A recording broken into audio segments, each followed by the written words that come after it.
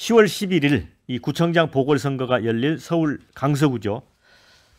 단순 기초자치단체장 선거가 아니라 내년 4월 총선을 앞둔 전초전, 총선의 가늠자, 또 대통령과 어찌 보면 집권당에 대한 첫 중간평가 성격도 있습니다. 자, 진교훈 후보는 문재인 정부 경찰청 차장 출신, 김태호 후보는 검찰 수사관 출신으로 문재인 정부 청와대 감찰 무마 의혹을 폭로한 전력이 있습니다. 그래서 두 사람의 대결을 검찰 대 경찰, 윤석열 정부 대 문재인 정부 대리전 성격이 있다, 이렇게 평가를 하고 있습니다. 자, 이제 이번 선거의 성격을 어떻게 보시는지 먼저 김민수 대변인부터요. 네, 뭐 그 언론에서는 많은 분들이 검경의 매치업이다, 윤문 대리전이다라고 하는데 제가 볼 때는 이렇게까지 크게 의미를 둘 만하진 않다. 네.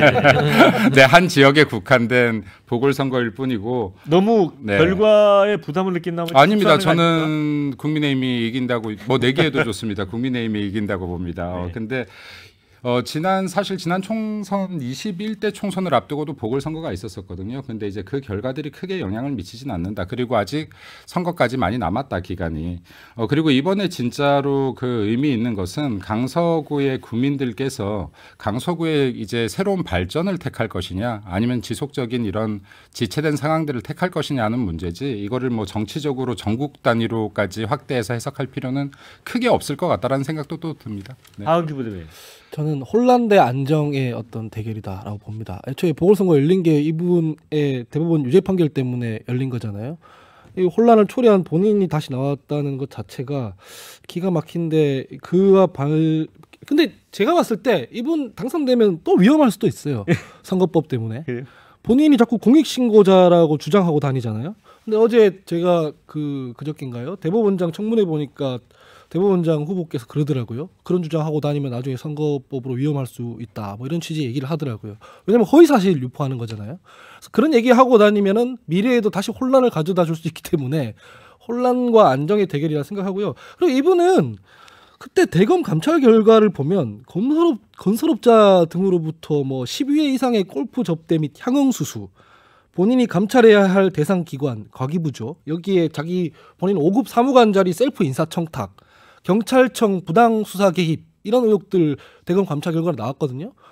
권력을 가지면 안 되는 사람이에요. 어디 12급 공무원도 하면 안 되는 사람이거든요. 위임된 권력을 이렇게 가지고 막 자기 사적으로 전용해서 자기 인사청탁하고 뭐 골프 접대받고 향응수수하고 이런 사람이 권한 가지고 있으면 되겠습니까? 공직 권한을. 그래서 저는 이분이 어려울 거라고 봐요. 사실은 지금이야 뭐 어떤 힘과 외압의 외력에 의해서 지금 공천이 결국 됐지만 국민의힘에서도 되게 부담스러워했잖아요. 우리 다시 당선될 거라고 생각하는 것 자체가 강서 국민들을 되게 우습게 하는 거다라고 생각합니다. 우리 박진호 당협위원장. 이제 그 정치권에서 바라보는 이 보궐선거는 많은 정치적으로 바라보고 싶어하는 거고, 이제 강서 주민분들께서는 이것을 지금 이 많은 현안 문제를 어떻게 풀어나갈 것인가에 대한 그 판단을 내리고 있다. 근데 지금 우리 중앙정치에서 바라보는 이 보궐선거는 이제 당연히 민주당에서는 거의 현역 국회의원이 3명 다 민주당입니다. 그렇기 때문에 강세 지역이라고 판단을 하고 있고, 지금의 그 위기를 이걸로 좀 전화위복을 해보고 싶다, 이렇게 판단하시는 것 같은데요. 저는 이 결과를 조금 더 지켜보자. 그리고 말씀하신 것처럼 그 감찰무마한 것, 그리고 또 옛날에 문재인 정권 때 환경부 장관이 현역인데 구속당한 일들, 이런 것들이 지금 다 공익신고로 인해서 다 이루어진 것이고, 아까 뭐 향응접대 이런 것들은 이제 그냥 징계 수준으로 끝난 일이었고, 그래서 그것은 팩트로 기소를 당하고 유죄를 다 받은 사실인 것이고, 그래서 그것은 징계로 끝났다, 이 정도의